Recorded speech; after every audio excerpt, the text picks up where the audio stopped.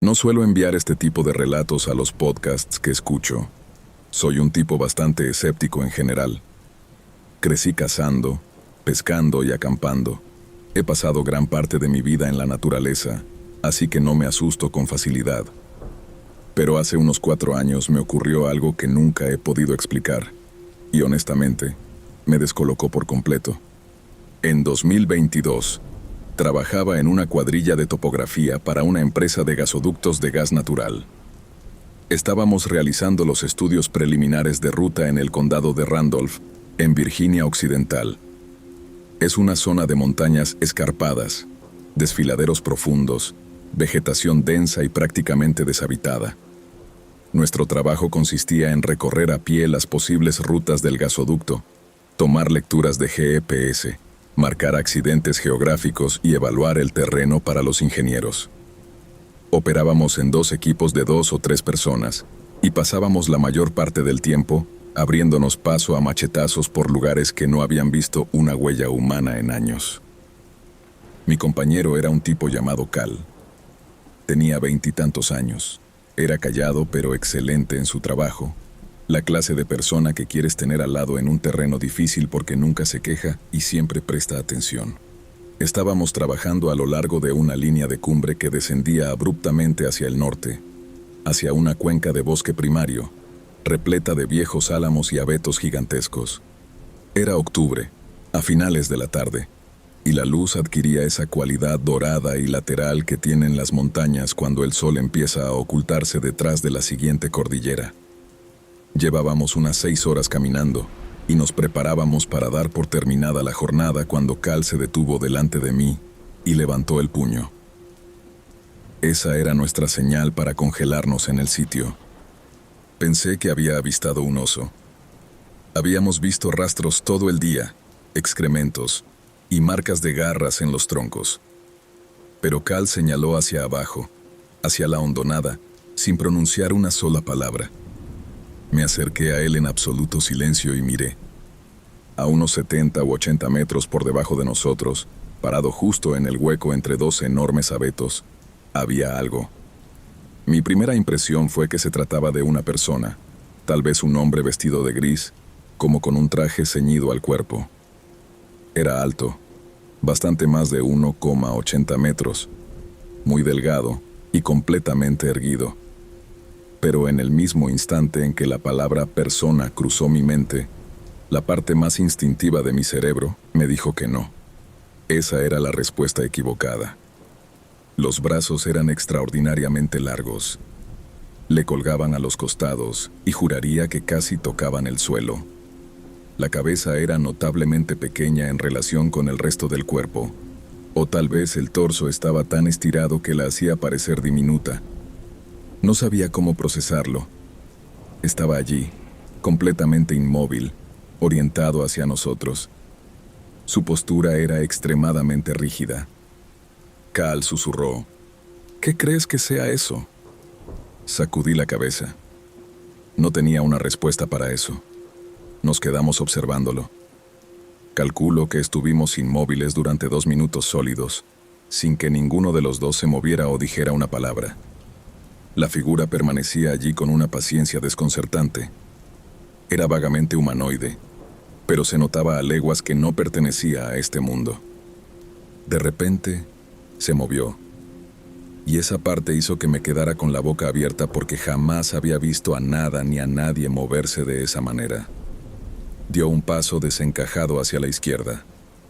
La pierna avanzó primero y el cuerpo la siguió, pero el movimiento no fue fluido en lo absoluto. Estaba fragmentado, exactamente igual que ver un video con una caída drástica de fotogramas. Cal me sujetó el brazo y pude sentir cómo le temblaba la mano a través de la manga de mi chaqueta. Y Cal no era un hombre que temblara por nada. La cosa dio otro paso en la misma dirección. Luego se detuvo, y su cabeza rotó hacia nosotros como la torreta de un tanque. Solo la cabeza. Giró unos 45 grados en nuestra dirección. Nos estaba mirando, y aún así, yo seguía sin poder distinguir ninguna facción. Toda la zona donde debería haber estado el rostro era simplemente una superficie grisácea y lisa, completamente vacía, apuntando directo hacia nosotros a 70 metros de distancia. Cal susurró apenas audible: «Tenemos que irnos». Estuve de acuerdo. Empezamos a retroceder a lo largo de la cresta, manteniendo los ojos clavados en la silueta durante todo el tiempo que pudimos verla.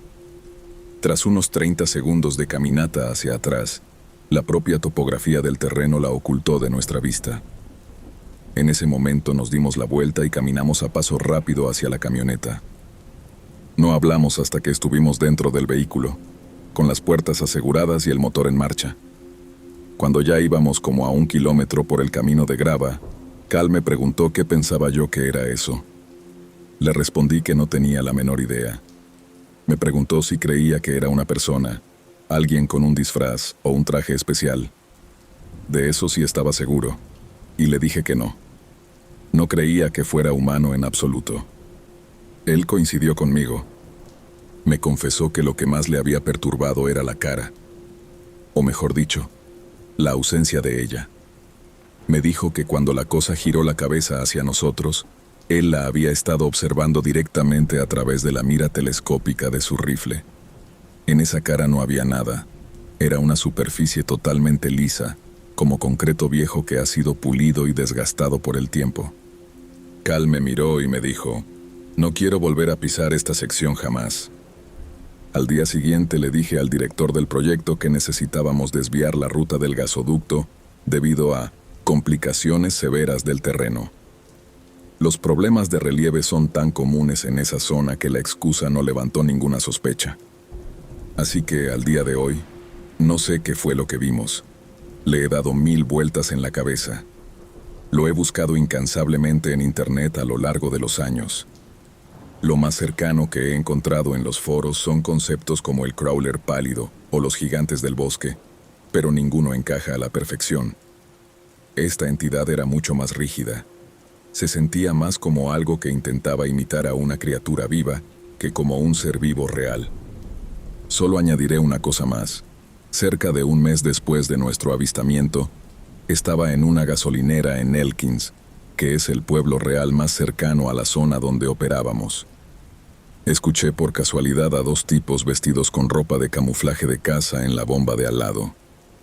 Uno de ellos le decía al otro que había estado buscando rastros de ciervos por el área de Cheat Mountain y que había visto algo gris de pie entre los árboles. Pensó que era un tronco seco hasta que se movió. El otro tipo se rió y le dijo que estaba imaginando cosas, pero el primero no se estaba riendo. Le temblaba la voz. Estuve a punto de intervenir y decirle lo que sabía, pero me contuve. Me subí a mi camioneta y me fui de allí.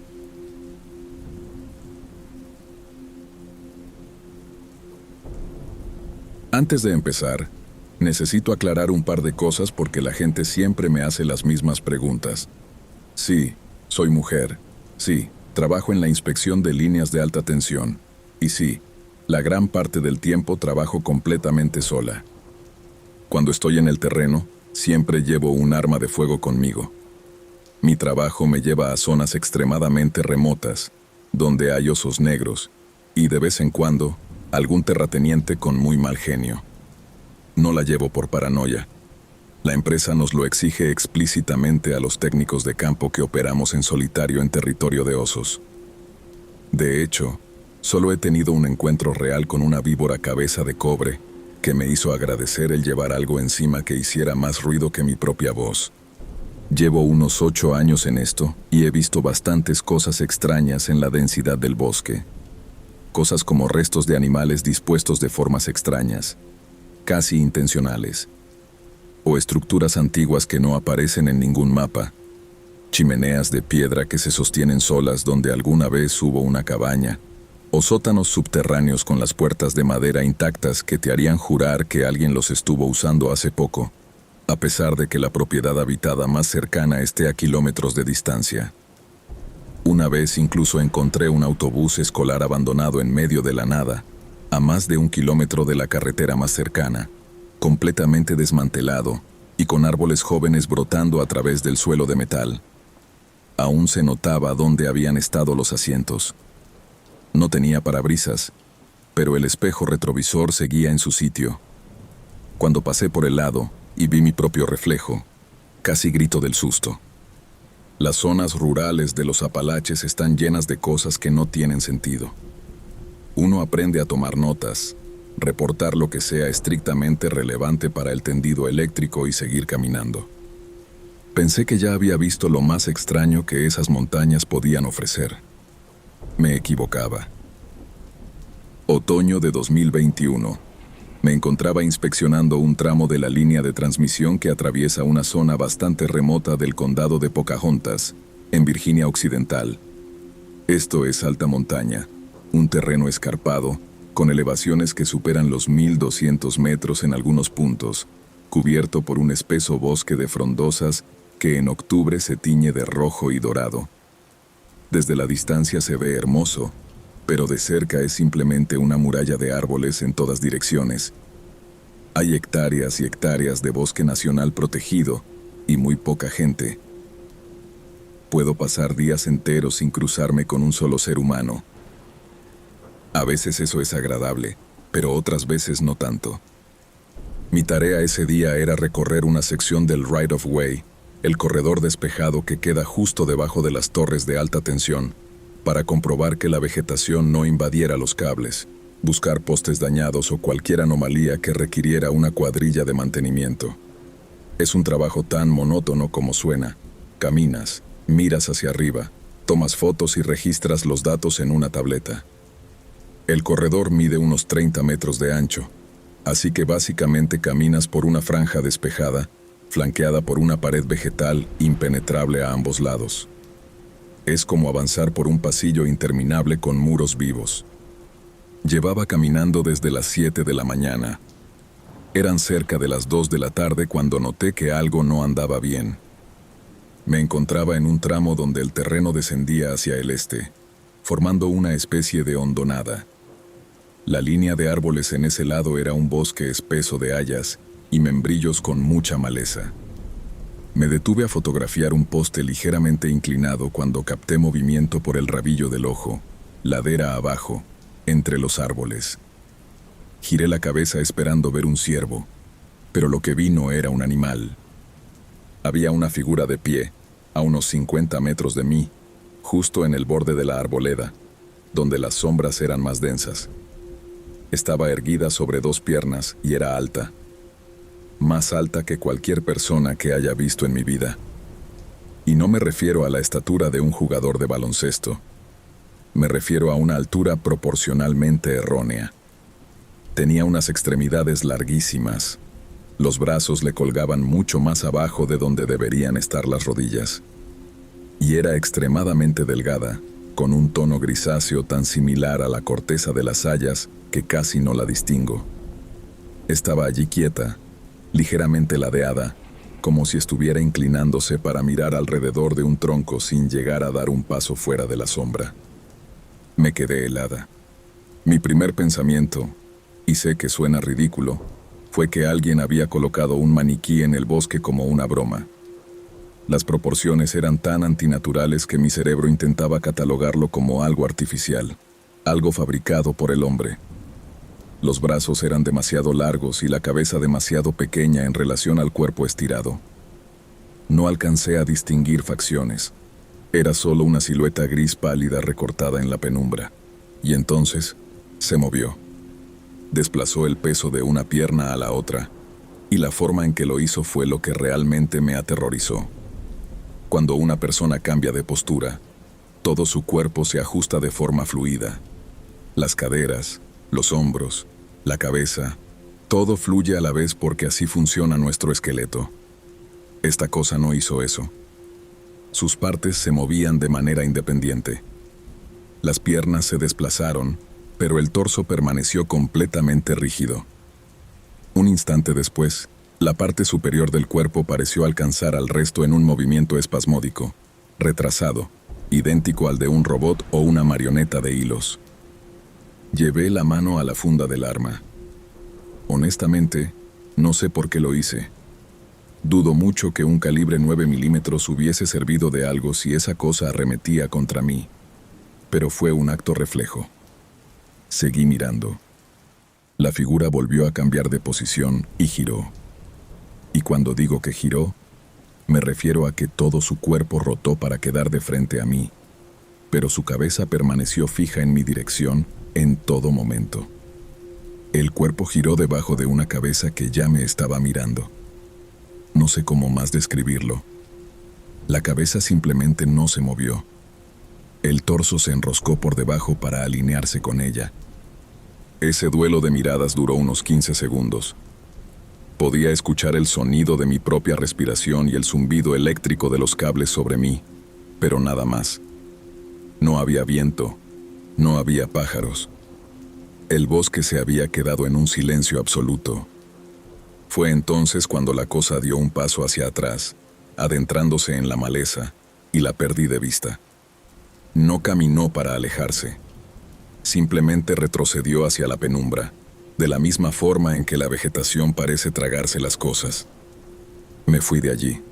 Caminé de regreso a mi camioneta a un paso que llamaré generosamente apresurado, y no miré atrás ni una sola vez.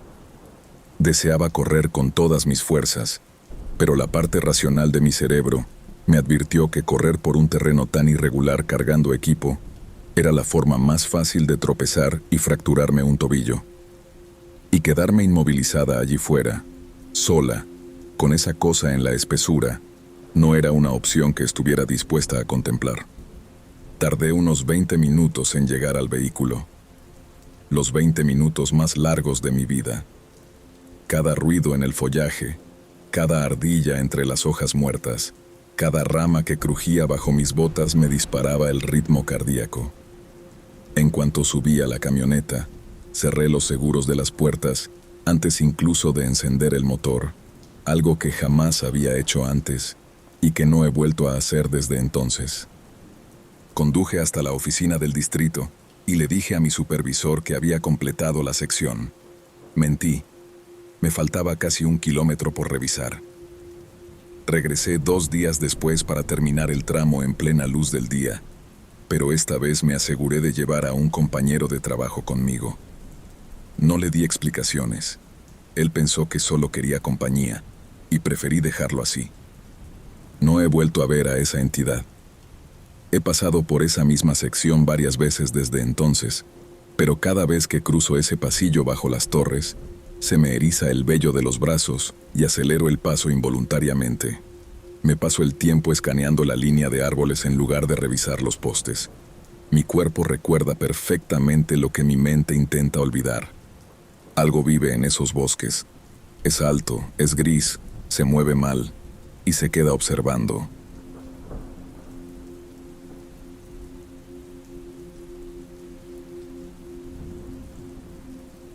Hay una delgada línea entre la soledad que uno busca en la montaña y el aislamiento que te atrapa cuando te das cuenta de que estás completamente solo. Mi familia ha tenido una pequeña cabaña de madera en los límites del condado de Pocahontas, en Virginia Occidental, desde finales de los años 70. No es un lugar turístico. Está construida en una ladera escarpada, rodeada de kilómetros de bosque nacional protegido, donde los árboles crecen tan juntos que el suelo parece una alfombra eterna de helechos y hojas en descomposición. Desde que era adolescente, he subido al menos una vez al año durante la temporada de otoño para cazar ciervos. Conozco esas crestas, sé dónde los animales bajan a beber agua y sé perfectamente cómo se escucha el bosque cuando cambia el clima. O, al menos, eso creía hasta octubre de 2018. Quiero aclarar que no soy el tipo de cazador que se asusta con el crujido de una rama por la noche. He pasado madrugadas enteras a bajo cero, metido en un puesto de acecho elevado. He destripado animales bajo la luz de una linterna frontal y he escuchado el aullido de los coyotes a pocos metros de mi tienda de campaña. Cuando pasas tanto tiempo en la naturaleza, tu cerebro aprende a clasificar cada sonido de forma automática. El paso pesado de un oso negro, el trote ligero de un zorro, el aleteo de un pavo salvaje. Aprendes a leer el entorno como si fuera un mapa familiar. Pero lo que ocurrió en esa campaña de caza destruyó por completo esa familiaridad. Ese año subí a la cabaña a mediados de octubre. Planeaba quedarme una semana solo. La rutina era la de siempre. Despertarse a las 5 de la mañana, preparar un termo de café negro, revisar el rifle de cerrojo y caminar un par de kilómetros montaña arriba hasta una cresta rocosa que vigila una pequeña hondonada. Es un lugar perfecto para el acecho, porque los ciervos suelen cruzar por el fondo del desfiladero al amanecer y al atardecer. El tercer día de la estancia, el ambiente se volvió extraño. El cielo se había cubierto de unas nubes grises, densas y bajas, que dejaban el bosque en una penumbra plomiza, a pesar de ser el mediodía. Alrededor de las 3 de la tarde, me encontraba sentado en la base de un roble gigantesco, cubierto con mi ropa de camuflaje, esperando el paso de la tarde. El aire de la montaña siempre se mueve, produce un susurro constante al pasar por las copas de las hayas y hace crujir las hojas secas del suelo. Pero de pronto, el viento se detuvo. No fue una pausa gradual. Fue como si alguien hubiera cerrado una puerta gigante en la atmósfera. El silencio que se asentó en la hondonada no era el silencio tranquilo de una tarde pacífica. Era una presión física que te tapaba los oídos, la misma sensación que tienes en una habitación insonorizada, donde puedes escuchar los latidos de tu propio corazón. Miré hacia las copas de los árboles. Ni una sola hoja se movía. Los pájaros que habían estado cantando unos minutos antes se callaron al mismo tiempo. Me acomodé el rifle en el regazo, sintiendo una incomodidad repentina en la boca del estómago. En la naturaleza, cuando todo se apaga de esa manera, suele significar que un gran depredador está cerca. Pensé en un puma o en un oso de gran tamaño que se hubiera aproximado sin que me diera cuenta. Quité el seguro del rifle con un clic metálico que resonó de forma exagerada en mitad de ese vacío absoluto. Pasaron unos 10 minutos de inmovilidad total. El aire se sentía espeso, helado, casi difícil de respirar.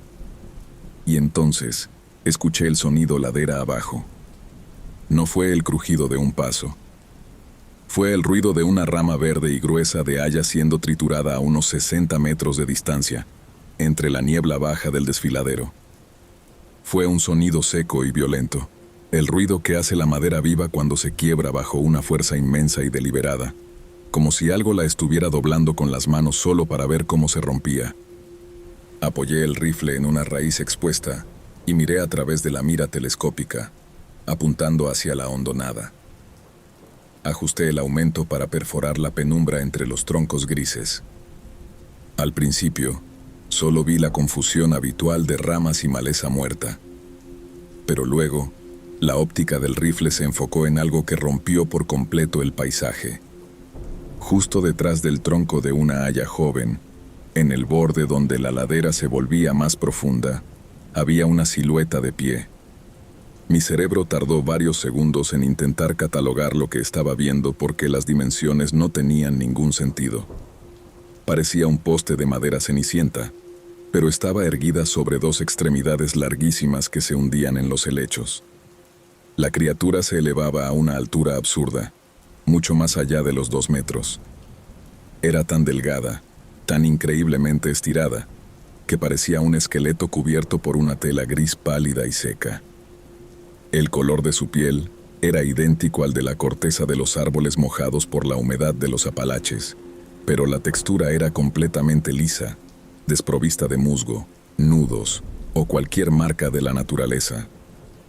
Lo que me hizo aferrar el arma con las manos temblorosas fueron los brazos. Nacían de unos hombros angulosos y estrechos, y caían a los costados en una línea recta e interminable, pasando de largo por donde deberían estar las rodillas y llegando casi a rozar el suelo del bosque. Estaba ligeramente ladeada detrás del árbol, inclinándose hacia adelante, como si estuviera asomándose para observar la cresta rocosa donde yo me encontraba, pero sin dar el paso definitivo fuera de la sombra del tronco. Acerqué la mira telescópica hacia la parte superior. No tenía facciones humanas. El cuello era largo, tenso y rígido, y terminaba en una cabeza pequeña. un óvalo grisáceo y plano que parecía absorber la poca luz de la tarde. No había ojos, no había nariz, no había boca. Era simplemente una superficie lisa de concreto desgastado que apuntaba directamente en mi dirección. En octubre, en esa altitud, el frío hace que tu respiración forme nubes blancas de vapor con cada exhalación. Yo estaba soltando vaho constantemente contra el visor del rifle. Pero esa cosa, expuesta directamente en el fondo de la hondonada, no producía nada. Permanecía inmóvil, como una estructura artificial que alguien hubiera dejado caer allí en mitad de la noche. Me quedé completamente congelado, con el dedo apoyado en la protección del gatillo, incapaz de centrar la cruz de la mira en esa masa plana. Mi cuerpo entero se había vuelto frío y estúpido. Sentía esa alarma interna que te dice que estás ante algo que viola las leyes de lo que debería estar vivo. Entonces, la entidad decidió regresar a la espesura. Y la forma en que lo hizo fue la que me convenció de que no estaba viendo un animal herido ni a un hombre con un traje de camuflaje. No se dio la vuelta. Tampoco caminó de forma fluida. La criatura inició un movimiento lateral para hundirse de nuevo en la densidad del bosque profundo. Pero el desplazamiento ocurrió a saltos, sin transiciones. Su pierna izquierda se movió hacia atrás y, al instante siguiente, todo el armazón de su cuerpo apareció 1 metro más lejos en la penumbra, como si al espacio entre un punto y el otro le faltaran fotogramas. Era exactamente igual que ver un video distorsionado con una caída brutal de velocidad, o una marioneta cuyos hilos fueran tirados de golpe desde la oscuridad. Durante todo el proceso, ese rostro liso y sin ojos permaneció perfectamente clavado en mi dirección, mientras el torso se enroscaba y retrocedía por debajo en 3 o 4 de esos movimientos mecánicos e independientes. Un segundo después, la hondonada volvió a quedar vacía, oculta por la niebla que subía del fondo. El silencio ecológico se mantuvo durante unos minutos interminables. Cuando el primer crujido de una ardilla volvió a escucharse entre las hojas muertas y el viento sopló de nuevo sobre las copas de los árboles, la presión en el pecho desapareció de golpe. Bajé de la cresta casi arrastrándome. No volví a cazar el resto de la semana. Recogí mis cosas de la cabaña esa misma tarde, aseguré las ventanas con tablas de madera y conduje de regreso a casa en mitad de la noche, mirando constantemente el espejo retrovisor por si veía algo alargado y gris parado en los bordes de la carretera de grava. No le conté esto a nadie durante años.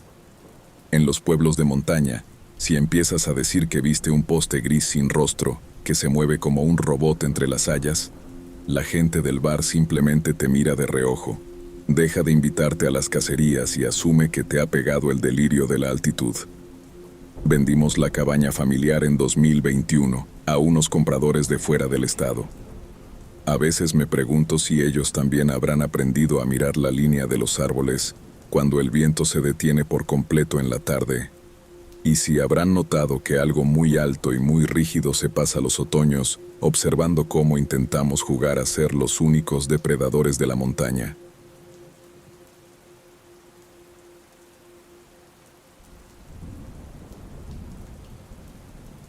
Trabajé como conserje en un hospital regional en Macon, Georgia, durante 3 años, de 2018 a 2021. Era un centro médico de tamaño mediano, con 4 plantas, construido en la década de los 70 y remodelado un par de veces desde entonces.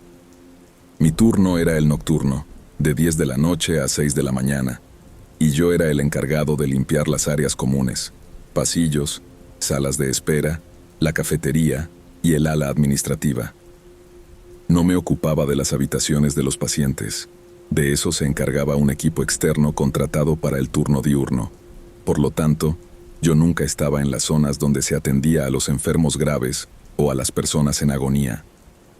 La 4ª planta era una mezcla de oficinas de administración y almacenes. Durante el día, la mitad del piso estaba llena de actividad. Gente encargada de la facturación, los historiales médicos y todo ese papeleo burocrático que requiere un hospital. Se escuchaba el zumbido de las impresoras, los teléfonos sonando y a los empleados quejándose de la máquina de café. Lo normal en cualquier oficina. La otra mitad del piso eran salas de almacenamiento abarrotadas de equipo viejo, archivadores metálicos, camas en desuso, monitores antiguos y cajas llenas de expedientes en papel de la época anterior a la digitalización del hospital.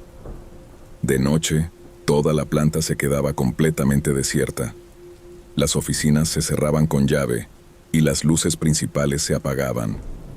Solo permanecían encendidos los carteles de salida de emergencia y un par de luces de seguridad en el pasillo, lo que bañaba todo el lugar con un resplandor blanco verdoso muy particular. Era la zona más silenciosa de todo el edificio, así que solía limpiarla primero, solo para quitármela de encima y pasar el resto de la jornada en los pisos inferiores, donde al menos había gente alrededor.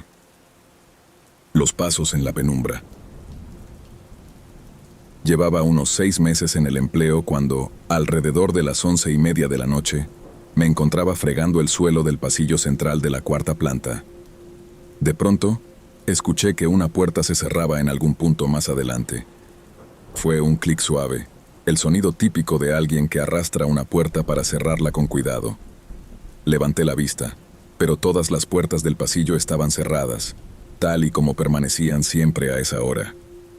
Asumí que el edificio se estaba asentando por el cambio de temperatura, o que una corriente de aire había movido alguna puerta mal pestillada. Así que seguí con lo mío. Pocos minutos después, escuché pasos. Venían del extremo opuesto del pasillo, justo pasando la curva donde el corredor gira hacia el ala de almacenamiento. Eran pisadas suaves sobre el suelo de baldosa. El sonido característico de unos zapatos normales avanzando a un ritmo tranquilo. Me detuve a escuchar. Continuaron durante unos 10 segundos, y luego cesaron. Llamé en voz alta, pensando que tal vez una enfermera o un guardia de seguridad habían subido por algo, pero nadie respondió.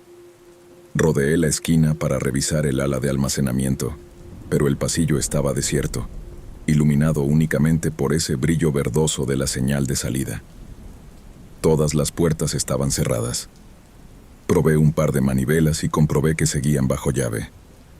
Regresé a fregar el suelo. Esto volvió a ocurrir la semana siguiente. El mismo patrón. El sonido de la puerta, los pasos y el pasillo vacío. Luego pasó una tercera vez y una cuarta.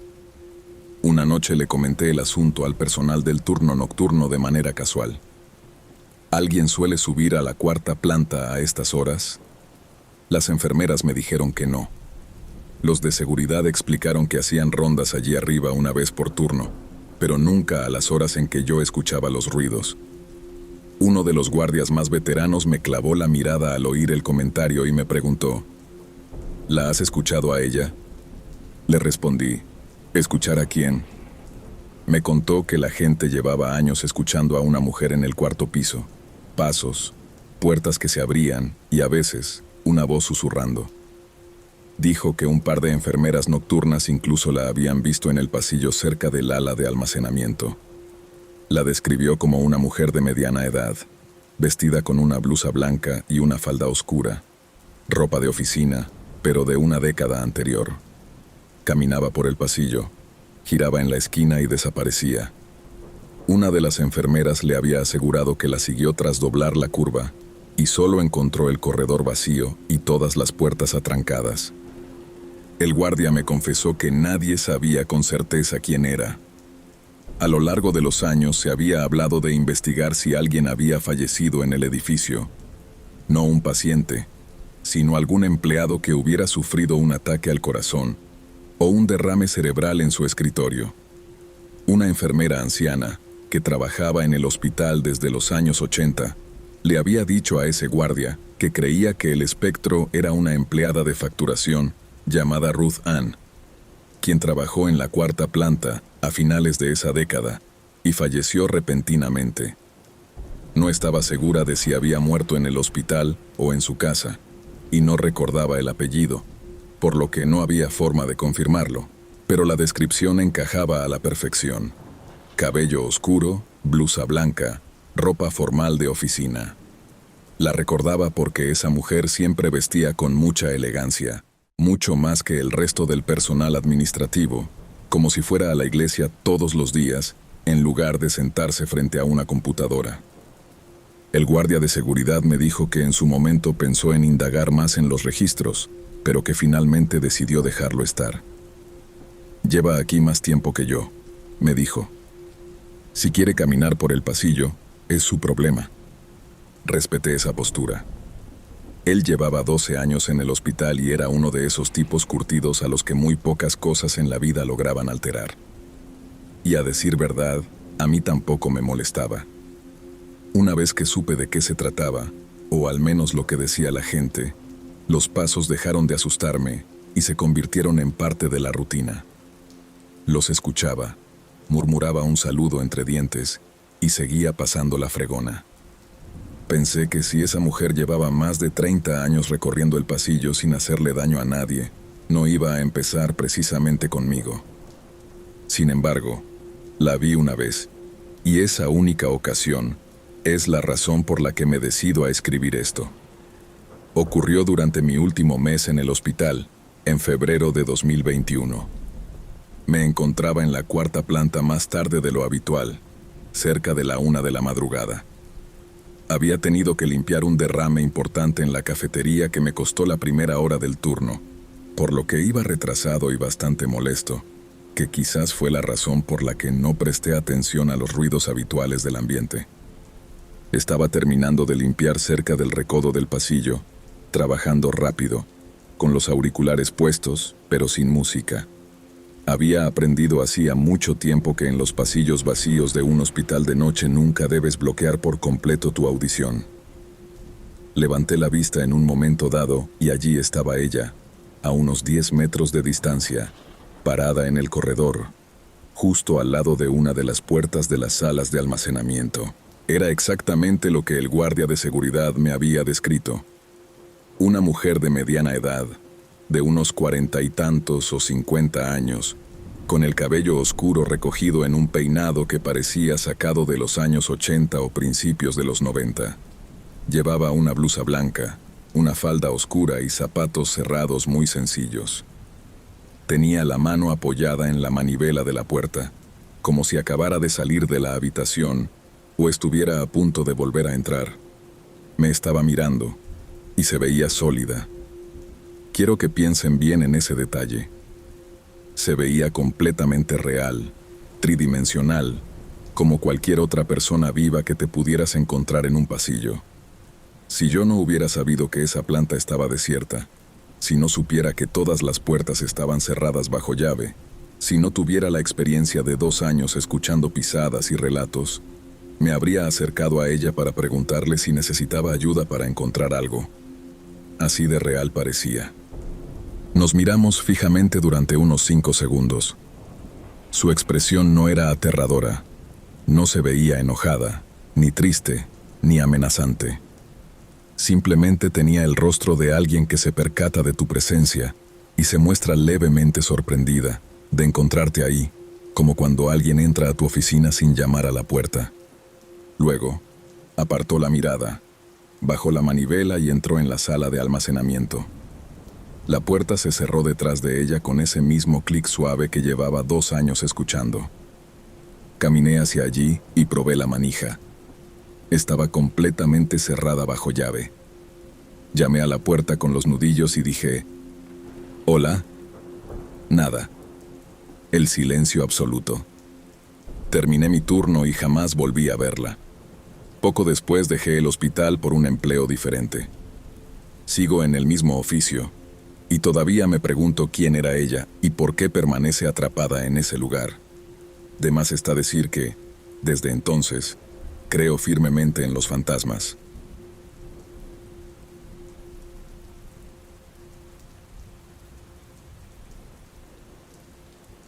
Hay un tipo de silencio muy específico que solo conocen las personas que trabajan de noche en el mantenimiento de infraestructuras informáticas.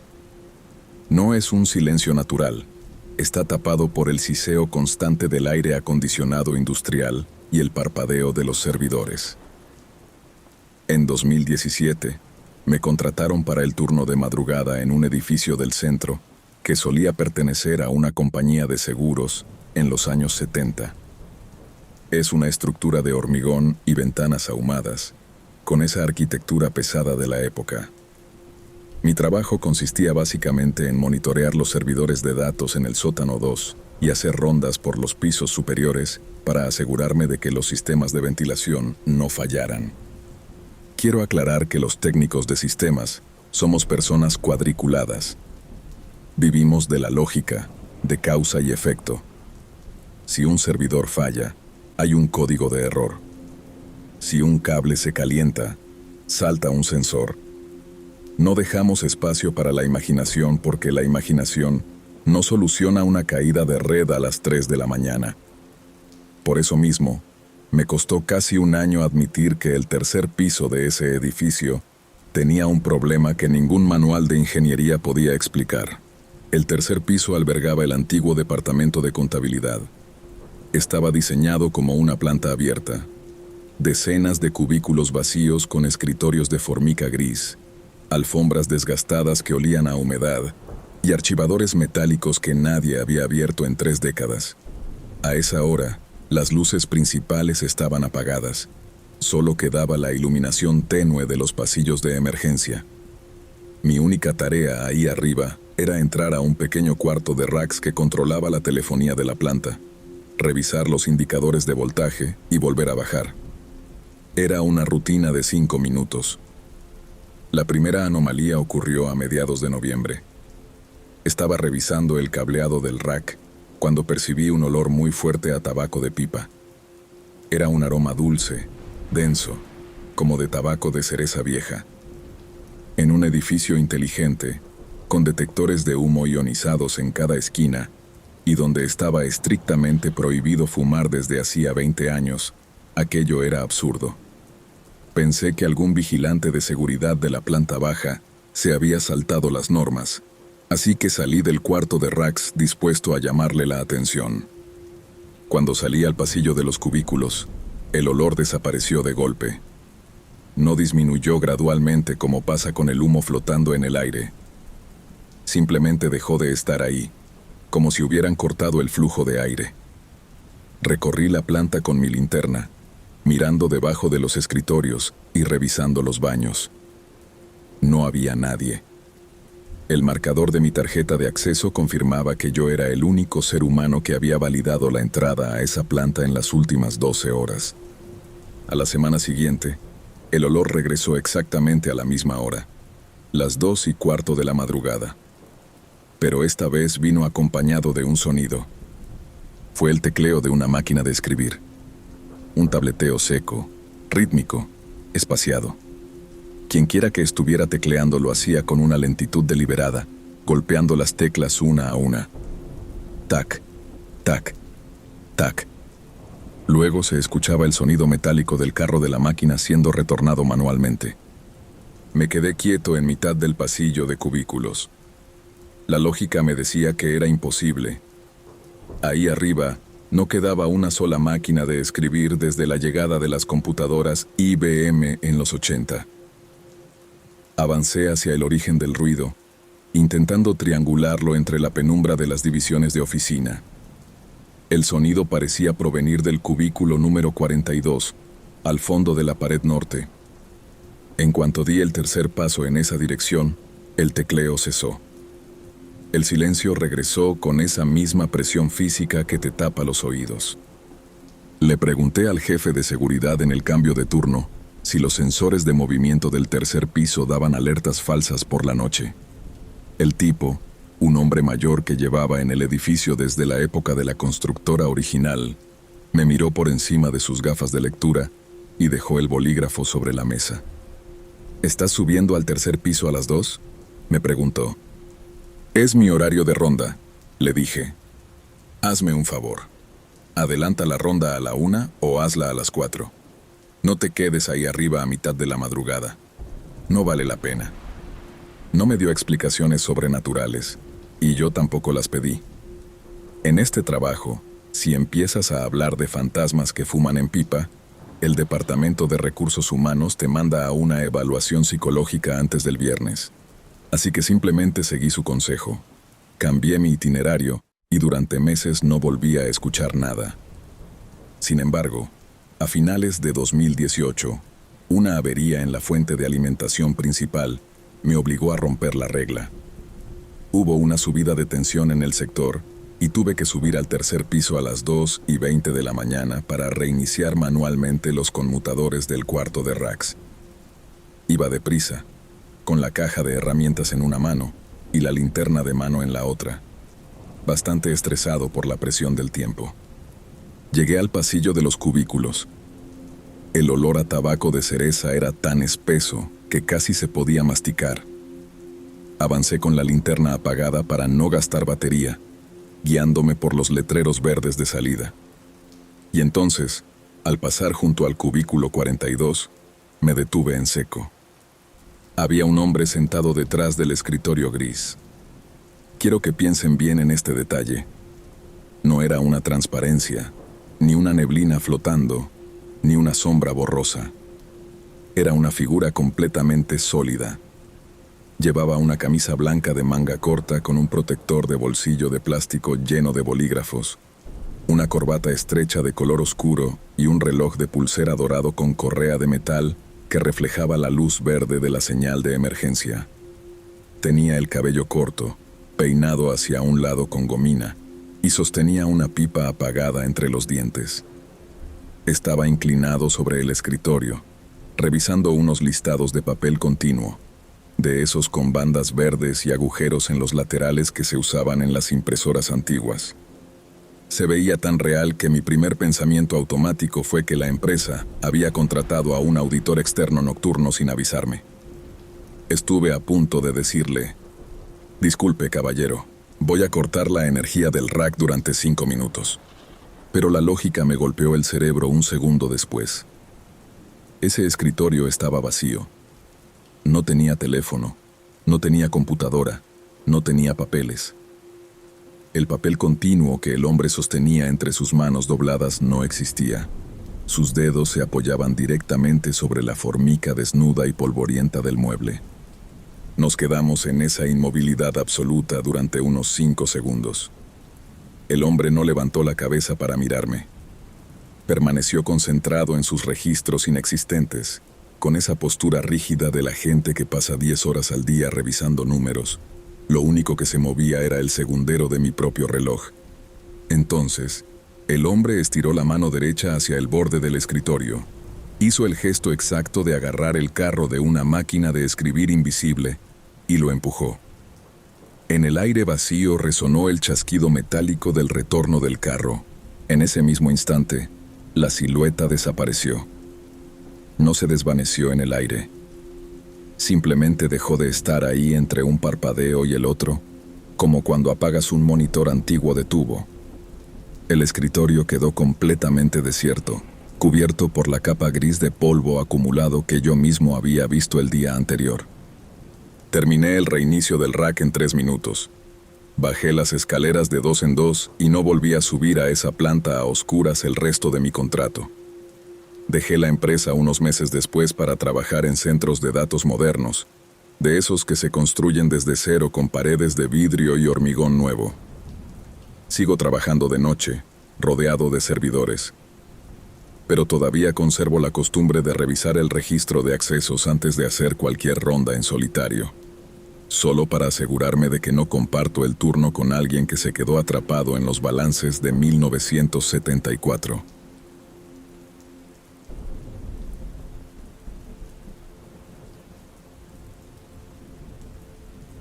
Antes trabajaba en la recepción de un hotel Marriott, en El Paso, Texas, en el turno de 3 de la tarde a 11 de la noche. Eso significaba que solía pasar las últimas horas de mi jornada prácticamente solo en el vestíbulo, ya que el encargado del turno de madrugada, un tipo llamado Tomás, solía llegar tarde. Era un buen compañero, pero la puntualidad no era precisamente su fuerte. Así que, desde las 10:30 hasta que él aparecía, todo se reducía a mí, el vestíbulo desierto, las cámaras de seguridad y cualquier huésped que entrara, lo que a esa hora solía ser nadie. El hotel tenía 12 plantas, y las escaleras de emergencia eran de ese tipo de cubos de hormigón que funcionan como cajas de resonancia, con barandillas metálicas. De esa clase de estructuras donde si dejas caer las llaves en el 5.º piso, puedes escuchar el golpe desde la recepción. El sonido se propagaba por esas escaleras de una forma increíble. El portazo de una salida de emergencia en el 8.º piso se escuchaba como si estuviera a solo 2 niveles de distancia. Hubo una noche en que me encontraba solo en el mostrador, alrededor de las 10:45. El vestíbulo estaba vacío. El ascensor permanecía estacionado en la planta baja con las puertas cerradas, y el televisor de la zona de descanso estaba apagado. Era ese silencio tan específico de los hoteles de noche, donde lo único que se percibe es el zumbido de la máquina de hielo a través de la pared. Me encontraba revisando el papeleo del cierre de turno cuando escuché lo que parecía ser un hombre hablando en la escalera este. La puerta de acceso a esa escalera estaba a unos 5 metros del mostrador de recepción. Era una puerta pesada, ignífuga, con barra de empuje. Los huéspedes a veces usaban las escaleras y el ascensor tardaba en subir, pero a esa hora resultaba bastante inusual.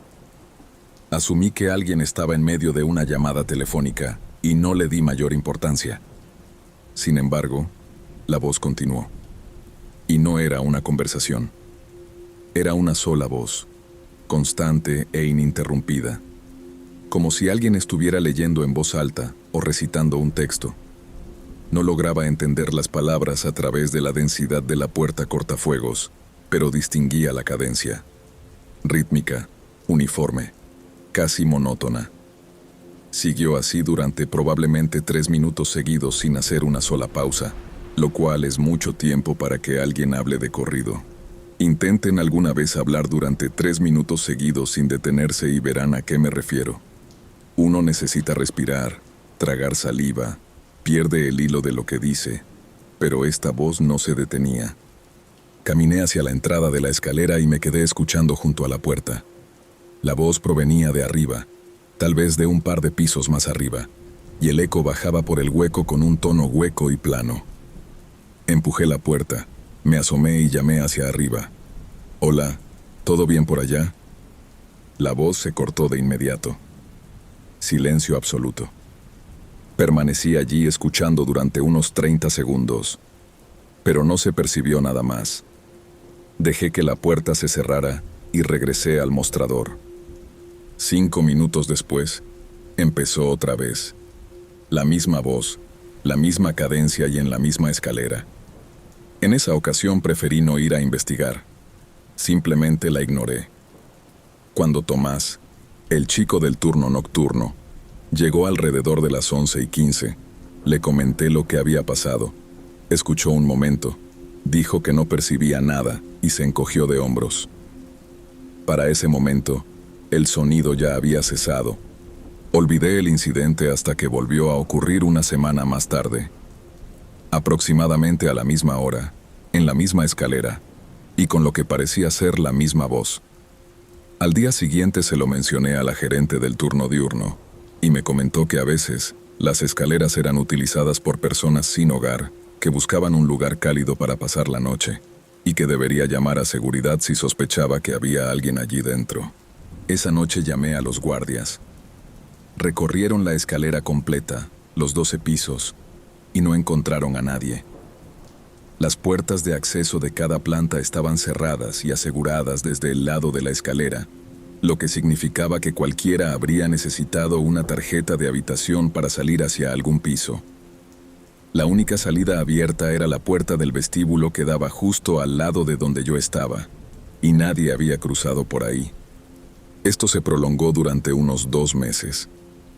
Ocurría cada semana más o menos, siempre entre las 10:30 y las del 11 de la noche, y siempre en la escalera este, nunca en la oeste. Era la voz de un solo hombre hablando en un ritmo constante que yo alcanzaba a oír pero no a descifrar. Juro que las palabras se mantenían justo en el límite de mi comprensión. Parecía que estaba a punto de captar una frase y, de inmediato, se me escapaba. Terminé por acostumbrarme. se convirtió en parte del ruido de fondo, como la máquina de hielo o el motor del ascensor. Un par de veces abrí la puerta y llamé hacia arriba, y la voz se detenía. Pero una noche no se detuvo. Me quedé parado con la puerta abierta de par en par, escuchando cómo la voz seguía y seguía, piso tras piso por encima de mí, inundando el cubo de la escalera con ese murmullo bajo y constante. Era una sensación de lo más extraña, porque la escalera estaba visiblemente vacía. Podía ver los primeros 3 tramos desde mi posición y no había nadie en los descansillos. La voz sonaba como si viniera de todas partes y de ninguna a la vez, rebotando contra el hormigón, haciendo imposible precisar de qué piso se originaba. Cerré la puerta y volví a mis tareas. Durante el cambio de turno le pregunté al resto del personal de recepción. 2 de ellos ya la habían escuchado antes. Una compañera llamada Diana, que llevaba años en el hotel, me dijo que había oído la voz al menos una docena de veces y que había dejado de prestarle atención. Explicó que esa escalera siempre había tenido algo raro y que se lo había mencionado al gerente general en una ocasión. Él le contestó que probablemente era el sonido del sistema de ventilación que se transmitía a través de las paredes. Diana no se tragó esa explicación y me lo dejó muy claro.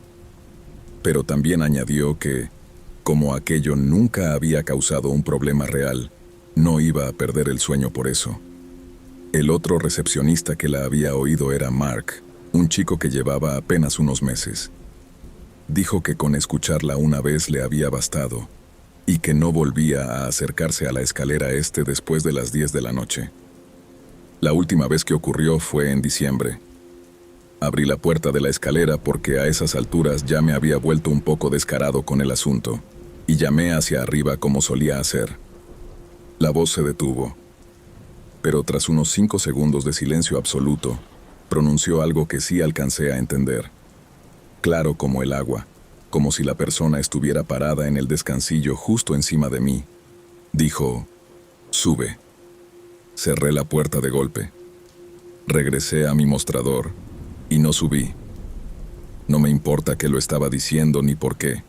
Nada bueno sale jamás de una voz sin cuerpo en una escalera vacía que te pide que te acerques. He visto suficientes películas de terror para saber eso. Y, lo que es más importante, tengo suficiente sentido común. Tomás llegó unos 10 minutos después y le conté lo que había pasado.